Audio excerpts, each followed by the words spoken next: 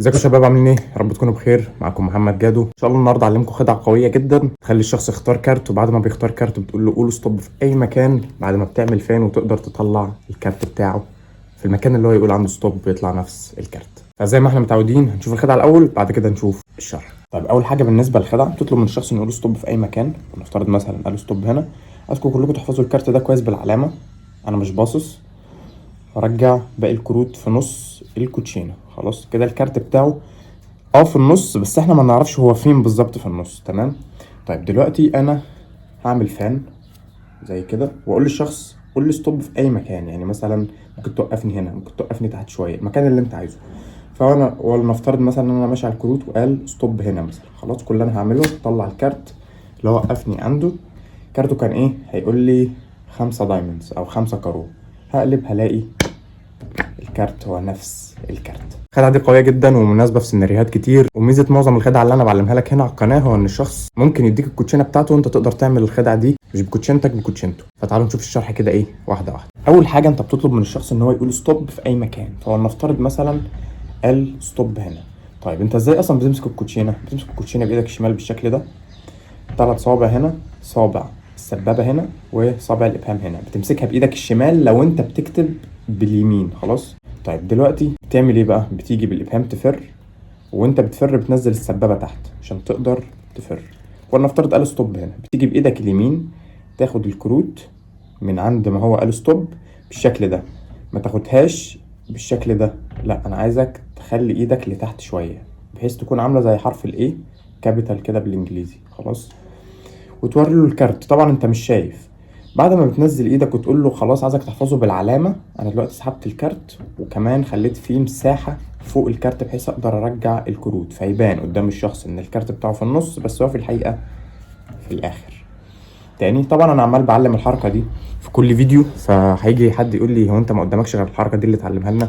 عايز اقول لك انك تتعلم حركه واحده وتتقنها كويس احسن من انك تقعد تتعلم 5 6 حركات وتبدل ما بينهم. هل ده معناه ان انا استكفى بحركه واحده بس؟ اقول لك لا طبعا، لازم يبقى عندك تنوعات علشان خاطر انت ممكن تشوف حد عارف الحركه دي او مستغرب انت ليه كل مره مثلا عمال اللي هو ستوب تمام وترجع الكروت بالشكل ده.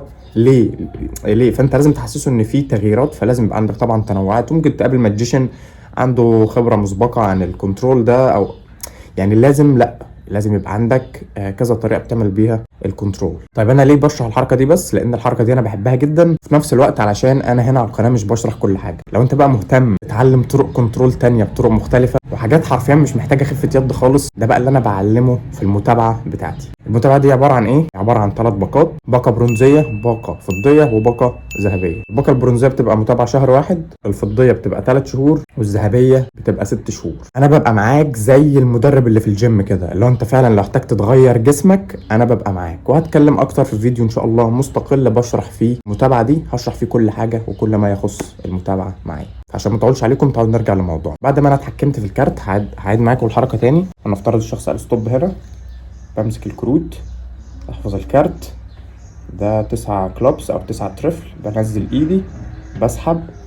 بنزل ايدي بسحب بالثلاث صوابع وبرخي ايدي فالكارت بينزل لتحت، شايفينه؟ بس طبعا انا مش هنزله تحت قوي كده. ويستحسن ان انا لو الشخص واقف قدامي هميل بس سنه كده وانا برجع الكروت بحيث ما يبانش، لان انا ممكن وانا واقف هنا ممكن الكارت يبان. وطبعا اوعى انك تقف والشخص جنبك كده هيبان انت بتعمل ايه. فهو يا اما الشخص يكون واقف قدامك كده، يا اما انت تميل بجسمك شويه وده يبقى احسن، وتضم الكروت كده الكارت بتاعه بقى اخر كارت. ولو برضو عايز تتعلم الحركه دي بنظام اكتر انا شرحها في فيديو كده هسيبهولك تحت في الديسكريبشن. طيب دلوقتي انت محتاج بقى تعمل فان. الشخص هنا مفكر ان الكارت بتاعه في نص الكروت، فانت هتقول له ايه؟ ده بقى البرزنتيشن بتاع الخدعه يعني، او ده اللي المفروض يتقال في نص الخدعه، لان البرزنتيشن هو اللي انت بتبدا بيه. خلاص.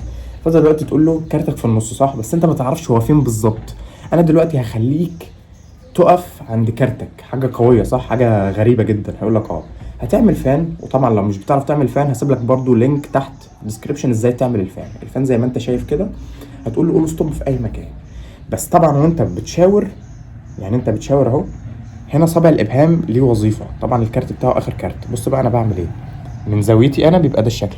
هتقول له بص انا عايزك تقول له ستوب في اي مكان انت عايزه، تبدا تحرك الكارت ده كده، فاهم؟ يعني الكارت ده بيطلع وينزل دونا عن باقي الكروت، فاهم؟ فانت هتطلع الكارت ده حوالي نص الكوتشينه. فلنفترض مثلا اهو انت عمال تقول له بص عايزك تقول ستوب في اي مكان، انا عمال بالابهام بحرك الكارت فوق وتحت، وطبعا الابهام اللي في ايدك الشمال مثبت الكارت من الكورنر، عشان كده الكارت سهل يلف. تمام. طبعا انت محتاج كوتشينه نظيفه زي بايسكل عشان تقدر تعمل الفان، او كوتشينه مش احسن حاجه بس تكون جديده عشان تقدر برضو تعمل الفان دي. طيب هتقول له قول ستوب، فلنفترض مثلا قال ستوب هنا، فهتحط صابع السبابه هنا وتيجي بالابهام اللي هو مختفي مش باين اصلا على الكارت بتاعه، وتعمل كده بسرعه. بص انا هوريها لك في سلو موشن عشان تبقى فاهم بتحصل ازاي كده. خلاص تاني انا عايز اريفيل الثلاثه كلابس كارته، بقول له بص عايزك تقول لي ستوب في اي مكان من الكوتشينه دي كلها، يعني في اي حته انت عايزها قول لي ستوب. تمام، هيقول لك اه. فانا افترض مثلا قال ستوب هنا، بحط صباعي مكان ما قال ستوب، طبعا الابهام على الكارت الاصلي، والحركه بحاول افلت صابع الابهام ده شويه، يعني ارفعه شويه كده اهو، كده اترفع شويه، خلي بالك لا الكوتشينه تقع، وبعمل طق. طبعا لما تبقى اسرع بتبان احسن. انا عايز اريفيل الايس اوف سبيدز، هعمل الفان وهقول له بص الكوتشينه كذا مكان، عايزك انت توقفني عند اي مكان انت عايزه. خلاص هيقول لك تمام، قول له ستوب، فلنفترض قال ستوب هنا، طق، كارتك كان ايه؟ ايس اوف سبيدز دون. وبس كده، اتمنى تكونوا استفدتوا بالفيديو. زي ما انا نزلت بوست امبارح بقول لك ان في مفاجآت قريبه في القناه، دي اول مفاجاه اهي. تاني مفاجاه بعلن عنها هي المتابعه او الكونسلتيشن بروجرام. زي ما قلت لك ببقى معاك كاني مدرب شخصي بس في الماجيك، ولو احتجت تغير من جسمك كمان انا بساعدك في ده، لان هيئه الساحر نفسها او فنان الخضاع البصري بلاش نقول ساحر مهمه جدا في سيكولوجيه الاقناع. بس كده كان نهايه الفيديو لحد هنا، اشوفكم في فيديوهات تانية كتيره. ما تنساش تعمل لايك للفيديو ده وسبسكرايب في القناه علشان احبك وعشان تشوفوا فيديوهات اقوى واحسن. وما تنسوش تصلوا على النبي وتهتم بصلاتك وتقرب من ربنا. شكرا ليكم، سلام.